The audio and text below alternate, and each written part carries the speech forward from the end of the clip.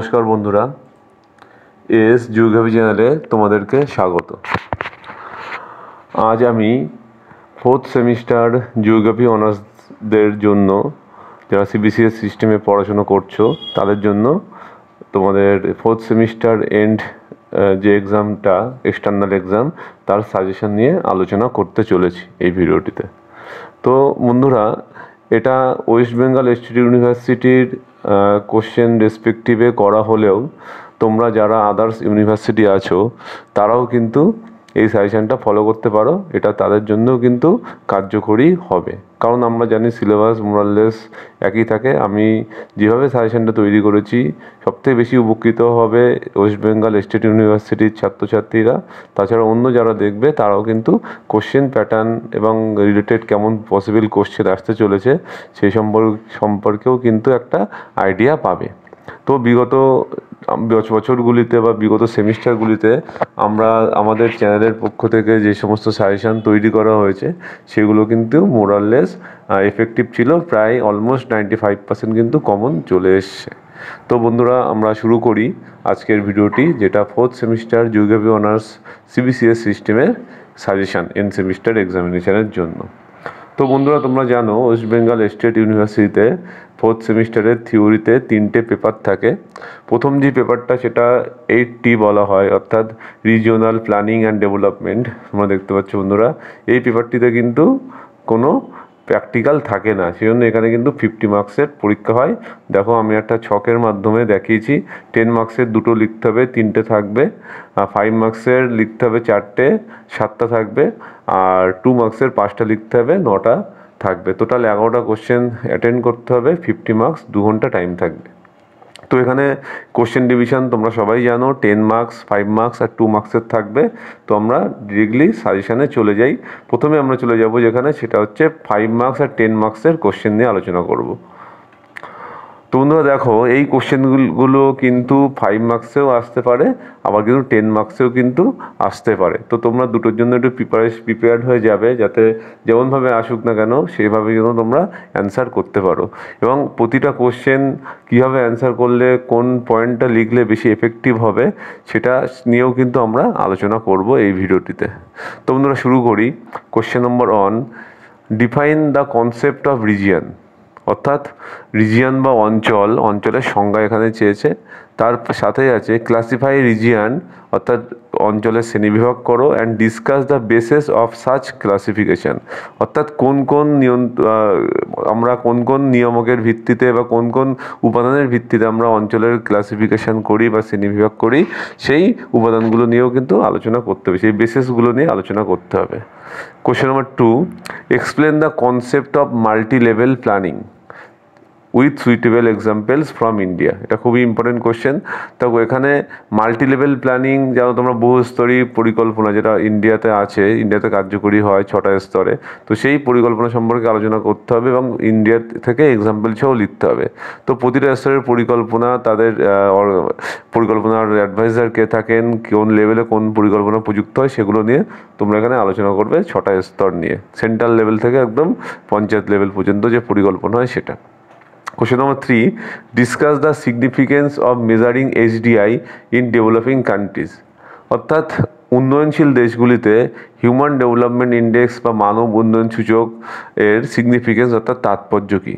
এখানে ইম্পর্টেন্সগুলো লিখলে তোমরা কিন্তু হয়ে যাবে। অর্থাৎ উন্নয়নশীল দেশে কেন HDI করা হয়, এর করে আমাদের লাভটা কী হয়, এর সিগনিফিকেন্স অর্থাৎ তাৎপর্য বা গুরুত্ব আলোচনা করতে হবে। পয়েন্ট করে করে তোমরা লিখতে পারবে। 5 মার্কসের আসলে 5-6টা পয়েন্ট লিখলে কিন্তু এফেক্টিভ হবে এবং এক্সাম্পল দেবে। আচ্ছা, question number 4, explain the concept poverty as further perpetuated by poverty. অর্থাৎ দারিদ্রতা তৈরি করে, এই কনসেপ্টটা আলোচনা করতে হবে। তোমরা জানো যে দারিদ্রতার দুষ্ট চক্র বলে একটা কনসেপ্ট আছে, যেখানে কিন্তু একটা দরিদ্র পরিবার বা দারিদ্র পরিবার, সেই পরিবারটা কিন্তু আস্তে আস্তে দারিদ্রতার মধ্য দিয়েই যায় এবং সে কিন্তু দারিদ্রতা থেকে আর বেরোতে পারে না। তো সেটাই এটা এক্সাম্পল সহ এখানে কিন্তু লিখতে হবে, দারিদ্রতার দুষ্ট চক্রর এক্সাম্পল সহ এখানে আলোচনা করতে হবে। তার সাথে আছে what are the measures of poverty. অর্থাৎ দারিদ্রতার কী কী পদ্ধতির সাহায্যে দারিদ্রতা পরিমাপ করা যায়। এখানে অ্যাকচুয়াল, রিলেটিভ অনেক ধরনের মেথড আছে, তোমরা এগুলো আলোচনা করতে পারবো। ভারতবর্ষের ক্ষেত্রে ক্ষেত্রে যেমন আমাদের বিপিএল এর একটা আছে ইন্ডিকেটার্স বা মেজার্স আছে, যার মাধ্যমে দারিদ্রতা পরিমাপ করা যায়। আচ্ছা, question number 5, mention the basis of delineation of economic region. অর্থাৎ অর্থনৈতিক অঞ্চলে কিভাবে আইডেন্টিফাই করা হবে বা ডেলিনিয়েট করা হবে তার বেসিসগুলো লিখতে হবে। কোন কোন পদ্ধতির সাহায্যে অর্থনৈতিক অঞ্চল চিহ্নিত করা যেতে পারে সেটা আলোচনা করতে হবে। Question number 6, discuss the objectives of regional planning. অর্থাৎ আঞ্চলিক পরিকল্পনার উদ্দেশ্যগুলো লিখতে হবে। Classify different types of regional planning. অর্থাৎ বিভিন্ন ধরনের রিজিওনাল প্ল্যানিং সম্পর্কে আলোচনা করতে হবে। এর পরে আরেকটা সেম টাইপের কোশ্চেন আসে যে discuss about the conceptual and theoretical framework of regional planning. অর্থাৎ আঞ্চলিক পরিকল্পনার বিভিন্ন ধারণাগত এবং তাত্ত্বিক যে কাঠামো, সেই কাঠামোগুলো আলোচনা করতে হবে। এখানে রিজিওনাল প্ল্যানিংয়ের সংজ্ঞা দেবে, তারপরে ক্লাসিফিকেশান দেবে এবং তার সাথে তার টুলস অ্যান্ড টেকনিক্স, অর্থাৎ কী কী টেকনিক্স ব্যবহার করা হয় রিজিওনাল প্ল্যানিং করার ক্ষেত্রে, সেটা নিয়েও কিন্তু আলোচনা করতে হবে। Question number 7, what are the causes of under development. অর্থাৎ অনুন্নয়নের কারণগুলো কি আলোচনা করতে হবে। এই কারণগুলো যখন তোমরা আলোচনা করবে তখন কিন্তু অবশ্যই কিন্তু উদাহরণ কিন্তু এখানে দেবে। উদাহরণ দিয়ে কিন্তু করলে তোমরা এখানে ফুল মার্কস বা বেশি মার্কস পাওয়ার কিন্তু দাবিদার হবে। Question number 8, describe how polarisation of economic unit take place according to growth pole theory. অর্থাৎ গ্রোথ পোল থিওরি অনুসারে একটা অঞ্চল কীভাবে উন্নত হয়ে যায় এবং অন্য একটা অঞ্চল আস্তে আস্তে কীভাবে অনুন্নত থেকে যায়, সেই ব্যাপারটা সেটাকে বলা হয় পোলারাইজেশন। তো সেই ইকোনমিক পোলারাইজেশন কীভাবে ঘটে দুটো অঞ্চলের মধ্যে, সেটা নিয়ে আলোচনা করতে হবে। তার সাথে আছে mention the merit and demerit of this theory. অর্থাৎ এই গ্রোথ পোল তত্ত্বের কিছু সুবিধা কিছু অসুবিধা সেটা আলোচনা করতে হবে। Question number 9, discuss the extent of regional disparities in India. অর্থাৎ ভারতে আঞ্চলিক অসাম্য বা আঞ্চলিক বৈষম্যর সম্পর্কে আলোচনা করতে হবে। কোন কোন স্তরে আঞ্চলিক বৈষম্য দেখতে পাওয়া যায়, যেমন আমি বলতে পারি লিটারেসির দিক দিয়ে বা শিক্ষার হারের দিক দিয়ে আঞ্চলিক বৈষম্য দেখতে পাওয়া যায়, আরবানাইজেশনের দেখতে পাওয়া যায়, জিডিপির দেখতে, ইকোনমিক ব্যাকগ্রাউন্ড থেকেও পাওয়া যায়। তো এই সমস্ত বিভিন্ন যে এক্সটেন্টগুলো, অর্থাৎ কোন কোন ক্ষেত্রে আঞ্চলিক বৈষম্য আছে ইন্ডিয়াতে, সেগুলো আলোচনা করতে হবে। চলে যাই কোশ্চেন নাম্বার 10, মেনশন কি indicators of development with special reference two economic, social and environment. তোমরা জানো বন্ধুরা, ডেভেলপমেন্টের 3টে বেসিক ইন্ডিকেটার্স হয়, যেখানে অর্থনৈতিক বা ইকোনমিক, সোশ্যাল বা সামাজিক এবং এনভায়রনমেন্টাল অর্থাৎ পরিবেশগত। তো এই ইন্ডিকেটার্সগুলোর মধ্যে আরও অনেক ধরনের সাব প্যারামিটার থাকে, সূচক থাকে, সেই সূচকগুলো নিয়ে কিন্তু মানে আলোচনা করতে হবে। আচ্ছা, নেক্সট চলে যাই 11, discuss the problem face by metropolitan city with special reference to Kolkata. অর্থাৎ ভারতবর্ষে বিভিন্ন যে মেট্রোপলিটন শহরগুলো আছে, যেমন 2011 সালের সেন্সাস অনুসারে 53টি মেট্রোপলিটন সিটি আছে। তো ভারতবর্ষে মেট্রোপলিটন সিটি বা মহানগরের কী কী সমস্যা হতে পারে, যেমন আবাসন সমস্যা, বস্তি সমস্যা, দূষণ সমস্যা। তো এই সমস্ত সমস্যাগুলো আলোচনা করতে হবে এবং কলকাতার একটু এক্সাম্পল দিতে হবে। Question number 12, write a short note on urban agglomeration. অর্থাৎ পিন্ডি ভবন বা আরবান অ্যাগ্লোমারেশন কাকে বলে সেই সম্পর্কে একটা ছোট টিকা লিখতে হবে 5 মার্কসের। তো এখানে তোমরা বন্ধুরা কনসেপ্ট বা ধারণা দিয়ে দিলে, প্রথমে সংজ্ঞা দিয়ে দিলে, তারপরে তার কীভাবে তৈরি হয় অরিজিন সেটা দিলে, এর বৈশিষ্ট্য দিলে আর এক্সাম্পল দিলে, ব্যাস এগুলো লিখলেই হয়ে যাবে। আচ্ছা, কোশ্চেন নাম্বার 13 দেখো, ডিফারেন্সিয়েট বা ডিস্টিংগুইশ বিটুইন। অর্থাৎ এখানে পার্থক্যকরণ করতে হবে কিছু বিষয়ের মধ্যে। তো প্রথমে আছে ম্যাক্রো রিজিয়ন অ্যান্ড মেসো রিজিয়ন। অর্থাৎ বৃহৎ অঞ্চল, অর্থাৎ ম্যাক্রো রিজিয়ন আর মেসো রিজিয়ন মানে হচ্ছে মাঝারি অঞ্চল। Regional diversity and regional disparity, অর্থাৎ আঞ্চলিক বৈচিত্র্য এবং আঞ্চলিক বৈষম্য, খুবই ইম্পর্টেন্ট। আচ্ছা, তারপরে চলে যাই গ্রোথ অ্যান্ড ডেভেলপমেন্ট। গ্রোথ মানে বৃদ্ধি, ডেভেলপমেন্ট মানে বিকাশ। আচ্ছা, তারপরে চলে যাই single feature region and multi feature region. Single feature region মানে যেখানে যে রিজিয়ন বা অঞ্চলগুলোকে একটা নিয়ামকের মাধ্যমে আইডেন্টিফাই করা হয় সে সিঙ্গেল ফিচার বলা হয়। আর মাল্টি ফিচার বলতে যেগুলো অনেকগুলো নিয়ন্ত্রকের মাধ্যমে আইডেন্টিফাই করা হয় সেগুলোকে মাল্টি ফিচার রিজিয়ন বলা হয়। নেক্সট মডেল অ্যান্ড থিওরি এর পার্থক্য, formal region and functional region. Formal region মানে আনুষ্ঠানিক বা রীতিসিদ্ধ অঞ্চল, ফাংশনাল রিজিয়ন মানে কার্যকরী অঞ্চল। এরিয়া অ্যান্ড রিজিয়ন, এরিয়া মানে এলাকা, রিজিয়ন মানে অঞ্চল। এই দুটোর পার্থক্য করে ফেলবে, এগুলো কিন্তু 2 মার্কস বা 5 মার্কসে আসতে পারে। আচ্ছা, এবার আমরা ডিরেক্টলি 2 মার্কসে চলে যাই। দেখো, এখানে আমি কিছু ডেফিনিশন দিয়েছি, এই ডেফিনিশনগুলো থেকে কিন্তু 2-3টে অবশ্যই আসবে তোমাদের, ভালো করে ডেফিনিশনগুলো পড়ে যাবে। প্রথমে আছে ইনোভেটিভ প্ল্যানিং, অর্থাৎ উদ্ভাবনী পরিকল্পনা, কিউমুলেটিভ কজেশন, তারপরে conurbation, compage region, megalopolis, ad hoc region, regionalisation আঞ্চলিকীকরণ, মাল্টি লেভেল প্ল্যানিং বহুস্তরীয় পরিকল্পনা, আরবান অ্যাগ্লোমারেশন, এটা তো 5 মার্কসের মধ্যেও ছিল, আন্ডার ডেভেলপমেন্ট অনুন্নয়ন, আরবান স্প্রল অর্থাৎ শহরের বিক্ষেপ, অ্যালোকেটিভ রিজিওনাল প্ল্যানিং এবং আরবান গ্রোথ আনব্যালেন্সড গ্রোথ এবং পোলারাইজেশন। পোলারাইজেশন মানে আমি একটু আগে আলোচনা করেছি গ্রোথ পোল নিয়ে বলার সময়, অর্থাৎ দুটি অঞ্চলের পার্থক্যকরণ। আর আনব্যালেন্স গ্রোথ মানে যেমন অসম বৃদ্ধি, কেন ঘটে বৃদ্ধির সংজ্ঞা দিয়ে দেবে, আর কেন ঘটে সেটা বললে হয়ে যাবে। আচ্ছা, কোশ্চেন নাম্বার 2 মার্কসের মধ্যে write the importance of sustainable development, অর্থাৎ স্থিতিশীল উন্নয়নের গুরুত্ব আলোচনা করতে হবে। Question number 3 how is formal region identify, কীভাবে ফর্মাল রিজিয়নকে চিহ্নিত করা যায়, কী কী পদ্ধতিতে সেটা। Question number 4 Rostow theory of stages of development, রস্টোর যে থিওরিটা আছে স্টেজেস অফ ডেভেলপমেন্ট সেটা আলোচনা করবে, যেখানে টেক অফ স্টেজ, যেমন একটা স্টেজ আসতে পারে 2 মার্কসের, তো টেক অফ স্টেজটা খুব ইম্পর্টেন্ট, বা বলতে পারে ইন্ডিয়া কোন স্টেজে আছে সেটা নিয়ে আলোচনা করো, এরকম আসতে পারে 2 মার্কস বা ম্যাক্সিমাম 5 মার্কস আসতে পারে, তো আসার সম্ভাবনা কম, 2 মার্কসে আসার সম্ভাবনা বেশি। নেক্সট আছে মিডডাল থিওরি অফ কিউমুলেটিভ কজেশন, সেখানে ইন্ডিয়াতে রেলেভেন্স কি এই থিওরিটা, সেটা নিয়ে আলোচনা করলে এখানে হয়ে যাবে। আচ্ছা, এটা ছিল ওভারঅল 80 অর্থাৎ রিজিওনাল প্ল্যানিং অ্যান্ড ডেভেলপমেন্টের সাজেশন। এবার আমরা চলে যাব 90, যেটা ইকোনমিক জিওগ্রাফি। তোমরা জানো বন্ধুরা, ইকোনমিক জিওগ্রাফি কিন্তু এখানেও প্র্যাকটিক্যাল থাকে না, সেই একইভাবে 50 মার্কসের পরীক্ষা হবে, যেভাবে 80 হতো 50 মার্কসের পরীক্ষা এখানে দিতে হবে, 2 আওয়ার্স অর্থাৎ 2 ঘন্টা সময় থাকবে। তো আমরা ডিরেক্টলি সাজেশানে চলে যাই, মোস্ট ইম্পর্ট্যান্ট কোশ্চেন কোনগুলো আছে ইকোনমিক জিওগ্রাফিতে সেগুলো আমরা দেখে নিই।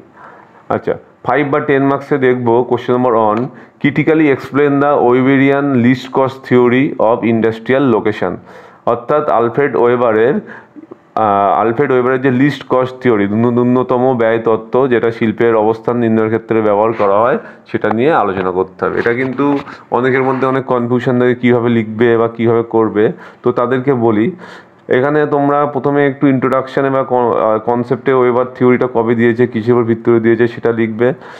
তারপরে তার অ্যাজামশানগুলো লিখবে, কোন কোন অ্যাজামশানকে ধরে নিয়ে থিওরিটা হয়েছিল, কারণ প্রতিটা থিওরি কিন্তু কিছু অ্যাজামশানের উপর ভিত্তি করে তৈরি হয়।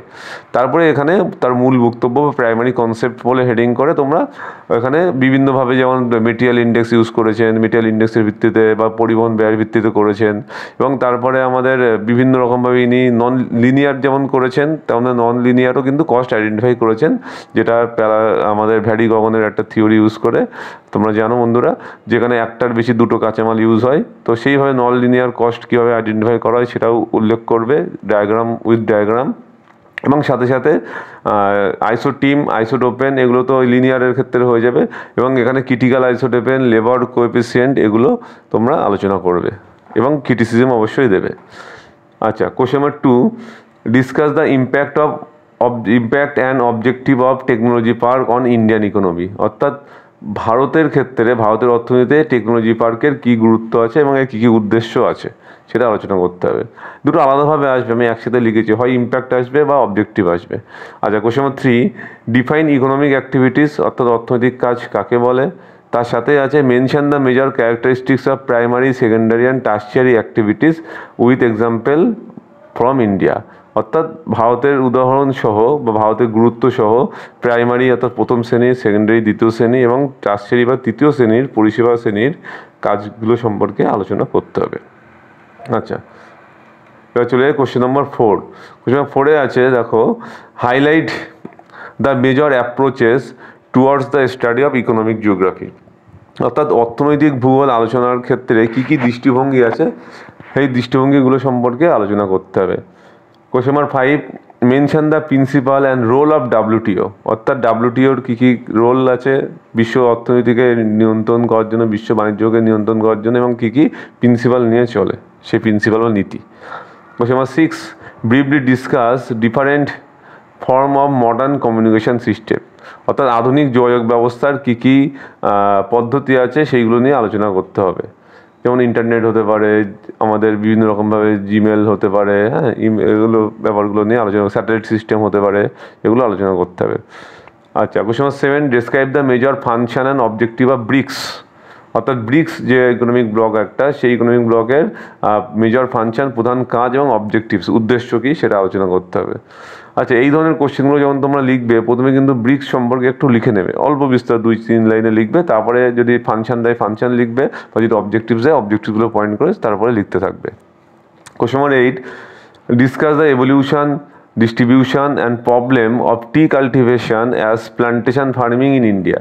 অর্থাৎ ভারতে বাগিচা কৃষি হিসাবে চা চাষের এভলিউশন, অর্থাৎ উদ্ভব কীভাবে হয়েছে, ডিস্ট্রিবিউশন বন্টন, কোথায় কোথায় চা উৎপাদন হয়, এবং প্রবলেম অর্থাৎ সমস্যা, চা চাষের কী কী সমস্যা আছে সেগুলো ভাস্টলি আলোচনা করতে হবে।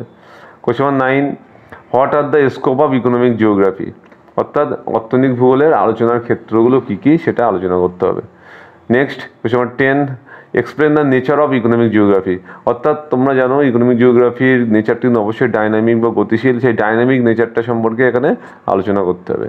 11, briefly discuss the rational choice theory. অর্থাৎ রেশনাল চয়েস থিওরি বলে একটা থিওরি হয়, সেই থিওরি সম্পর্কে আমরা এখানে আলোচনা করব সংক্ষেপে। আচ্ছা, 12, what are the assumptions related to von Thunen theory of agricultural location. অর্থাৎ ভন থুনেন ভূমি ব্যবহার সংক্রান্ত বা কৃষি জমির ব্যবহার সংক্রান্ত একটা তত্ত্ব দিয়েছিলেন, যেটা সেই তত্ত্বের কিছু অ্যাজাম্পশন, অর্থাৎ কী কী অনুমান উনি করেছিলেন, সেই অনুমানগুলো লিখতে হবে। 13, highlight the causes and preventive measures of deforestation. অর্থাৎ অরণ্য হনন বা অরণ্য বিনাশের কারণগুলো কী কী এবং কী কী উপায়ে সেগুলো বন্ধ করা যেতে পারে সেটা সম্পর্কে আলোচনা করতে হবে। Question number 14, mention the importance, advantage and disadvantage of railway and highway with special reference to India. অর্থাৎ ভারতের ক্ষেত্রে রেলওয়ে এবং হাইওয়ে, সড়কপথ এবং রেলপথের গুরুত্ব, সুবিধা অসুবিধা এগুলো আলোচনা করতে হবে এবং ইন্ডিয়ান এক্সাম্পল কিছু দিতে হবে। এবার চলে যায় কিছু পার্থক্যে। কোশ্চেন নাম্বার 15, ডিফারেন্সিয়েট বা distinguish between free goods and economic goods. অর্থাৎ ফ্রি গুডস অর্থাৎ এবং যেটা আমরা উইথাউট কস্ট অ্যাক্সেস করতে হয় সেটাকে ফ্রি গুডস বলা হয়, ইকোনমিক গুডস বলে অর্থনৈতিক দ্রব্য যেগুলো কিছু টাকা দিয়ে অ্যাক্সেস করতে হয়। Next, connectivity and accessibility. Connectivity এবং অ্যাক্সেসিবিলিটির মধ্যে পার্থক্য। গুডস অ্যান্ড সার্ভিস এর মধ্যে পার্থক্য। আইসোটিম অ্যান্ড আইসোটোপেনের মধ্যে পার্থক্য। প্রোডাকশান অ্যান্ড প্রোডাক্টিভিটির মধ্যে পার্থক্য। এর সাথে আছে internal trade and international trade, অন্তর্দেশীয় এবং বহির্দেশীয় বাণিজ্য, tertiary and quaternary activities, large scale industry and small scale industry, আর reserve forest and protected forest. অর্থাৎ সুরক্ষিত অরণ্য এবং সংরক্ষিত অরণ্য। এগুলো ছিল 5 মার্কস বা 10 মার্কসে। আর চলে যাই আমরা 2 মার্কসে। তো না 2 মার্কসের কিছু ডেফিনেশান আছে, সেগুলো তোমরা পড়বে।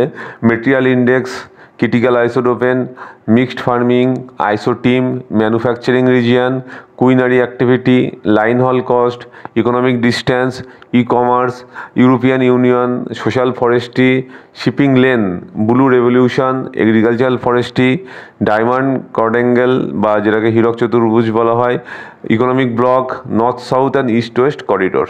এগুলোর ডেফিনেশন হিসেবে তোমরা পড়ে রাখবে। এর থেকে কিন্তু 2-3টে অবশ্যই পরীক্ষায় আসতে চলেছে। আচ্ছা, কোশ্চেন নাম্বার 2তে চলে যাই। Right the importance and objective of Sage in India. অর্থাৎ ভারতে স্পেশাল ইকোনমিক জোনের গুরুত্ব এবং উদ্দেশ্য কী আলোচনা করতে হবে। Question number 3, identify the role of golden quadrangle in the economic development of India. অর্থাৎ ভারতের সোনা চতুর্ভুজের গুরুত্ব আলোচনা করতে হবে। Next 4, briefly discuss the role of transport in industry and industrialisation. অর্থাৎ সড়কপথের গুরুত্ব আলোচনা করতে হবে শিল্প এবং শিল্পায়নের ক্ষেত্রে। Next, discuss the role of GATT. অর্থাৎ গ্যাট যেটা general agreement on trade and tariff, তো সেই গ্যাটের ইম্পর্টেন্স বা রোল নিয়ে আলোচনা করতে হবে বিশ্ব অর্থনীতিতে। Next, mention the location of cotton textile industry in India. অর্থাৎ ভারতে কটন টেক্সটাইল ইন্ডাস্ট্রি, কার্পাস বস্ত্রবয়ন শিল্পের অবস্থান নিয়ে আলোচনা করতে হবে, কোথায় কোথায় কার্পাস বস্ত্রবয়ন শিল্প দেখতে পাওয়া যায়। Next, mention the transnational sea routes in India. অর্থাৎ ভারতে কোথায় কোথায় আন্তর্জাতিক জলপথের সাথে ভারত যুক্ত বাণিজ্য করে, বৈদেশিক বাণিজ্য, সেগুলো নিয়ে আলোচনা করতে হবে। Question number 8, what are the economic significance of fishing and mining. অর্থাৎ ফিশিং অর্থাৎ মৎস্য এবং মাইনিং মানে খনি, তার ইকোনমিক সিগনিফিকেন্স কী কী আছে, অর্থনৈতিক গুরুত্ব, সেটা লিখতে হবে। Question number 9, highlight the location of iron and still industry in India ভারতে আয়রন অ্যান্ড স্টিল ইন্ডাস্ট্রি কোথায় কোথায় দেখতে পাওয়া যায় সেটা আলোচনা করতে হবে, with special reference two middle and east India, অর্থাৎ মধ্য এবং পূর্ব ভারতে কেন গড়ে উঠেছে এরকম কোশ্চেন আসতে পারে, বা কেন বেশি দেখা যায়, কোথায় কোথায় দেখা যায় মধ্য পূর্ব ভারতে, সেটা আলোচনা করতে হবে। Question number 10, highlight any on land use zone of von Thunen theory. তো ভন থিওরেন থিওরিটার যে কোনো একটা জোন সম্পর্কে হয়তো আলোচনা করতে দিতে পারে, 2 মার্কসে আসতে পারে এরকম, এটা পড়ে যাবে। তো এবার আমরা চলে যাই এনভায়রনমেন্টাল জিওগ্রাফি, যেটা সিসি 10। তো বন্ধুরা এটা কিন্তু প্র্যাকটিক্যাল পেপার একটা, অর্থাৎ এখানে কিন্তু আমাদের টোটাল যে পেপারটা সেখানে 25 মার্কস আমাদের প্র্যাকটিক্যাল থাকবে, এবং 50 মার্কসের পরীক্ষা কিন্তু এখানে হবে না, 40 মার্কসের এক্সটার্নাল পরীক্ষা হবে, 10 মার্কস ইন্টারনাল থাকে জানো তোমরা। তো এখানে কিন্তু সবই সেম থাকবে, শুধু 10 মার্কসের দুটোর জায়গায় একটা কোশ্চেন লিখতে হবে, টাইম একই, 2 আওয়ার্স টাইম থাকবে, 2 ঘন্টা। তো চলে যাই আমরা ডিরেক্টলি সাজেশানে। প্রথমে 10 বা 5 মার্কসের কোশ্চেনগুলোতে চলে যাব। তো প্রথমে question number 1, highlight the concept of holistic environmental and system approach in environmental studies, অর্থাৎ পরিবেশগত আলোচনায় আমাদের হলিস্টিক এনভায়রনমেন্টাল এবং সিস্টেম অ্যাপ্রোচ, এই দুটো অ্যাপ্রোচ সম্পর্কে আলোচনা করতে হবে। এই অ্যাপ্রোচগুলো কী, এর গুরুত্ব কী, কী পদ্ধতিতে আলোচনা করা হয়, এগুলো সবই কিন্তু লিখতে হবে। Next question number 2, mention the main features, principal and objective of national environmental policy NEP 2006 in India, অর্থাৎ নিপ 2006-এর ফিচার্স কী, বৈশিষ্ট্য আছে, প্রিন্সিপাল নীতি এবং অবজেক্টিভ উদ্দেশ্য, সেগুলো আলোচনা করতে হবে।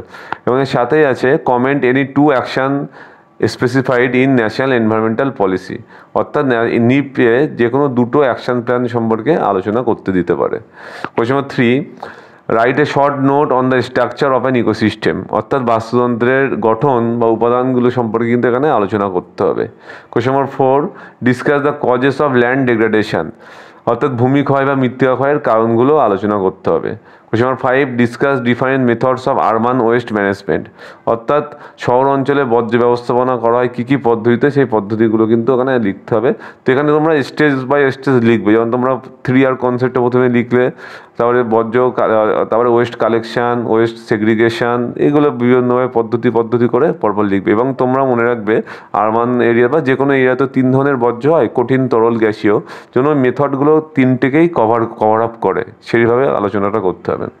Question number 6, write the major features of Rio earth summit, অর্থাৎ রিও বসুন্ধরা আর্থ সামিটের কী কী বৈশিষ্ট্য ছিল, ফিচার্স ছিল, সেগুলো নিয়ে লিখতে হবে। 7, highlight the importance of Montreal protocol. তোমরা জানো বন্ধুরা 1987 সালে কানাডার মন্ট্রিলে আমাদের ওজোন স্তরের ক্ষয় সম্পর্কিত যে আলোচনা চলেছিল, তাকে মন্ট্রিল প্রোটোকল বলে, তার গুরুত্ব আলোচনা করতে হবে। Question number 8, right a short note on environmental problem of your locality, তোমার স্থানীয় অঞ্চলে লোকাল লেভেলে কী কী পরিবেশগত সমস্যা হতে পারে, তার উপর একটা ছোটো টিকা লিখতে হবে। Question number 9, discuss the objective of Paris climate summit, অর্থাৎ প্যারিস জলবায়ুগত যে আমাদের সম্মেলন হয়েছিল, সেই সম্মেলনের উদ্দেশ্য কী কী ছিল, সেটা আলোচনা করতে হবে। Question number 10, what are the basic environmental issues associated to urban area, অর্থাৎ শহর অঞ্চলে কী কী আমাদের এনভায়রনমেন্টাল সমস্যা বা পরিবেশগত সমস্যা দেখা যায়, সেগুলো আলোচনা করতে হবে। এবং এর সাথেই আছে suggest measures two mitigate them, এবং ওইগুলোকে থেকে মুক্তি পাওয়ার জন্য কী করা উচিত, সেইগুলো সম্পর্কে আলোচনা করতে হবে। অর্থাৎ ওগুলোকে প্রতিরোধ করার জন্য যে এনভায়রনমেন্টাল ইস্যুগুলো আছে, পরিবেশগত দূষণ হচ্ছে শহর অঞ্চলে, সেই দূষণগুলো কমানোর জন্য কী করা উচিত, সেটা নিয়ে আলোচনা করতে হবে। Question number 11, account for the causes of global warming citing few recent events world wide, অর্থাৎ বিশ্ব উষ্ণায়ন বা গ্লোবাল ওয়ার্মিংয়ের কারণ নিয়ে আলোচনা করতে হবে, এবং কিছু রিসেন্টলি ঘটনা ঘটেছে গ্লোবাল ওয়ার্মিংয়ের, সেগুলো নিয়ে লিখতে হবে এক্সাম্পল হিসেবে।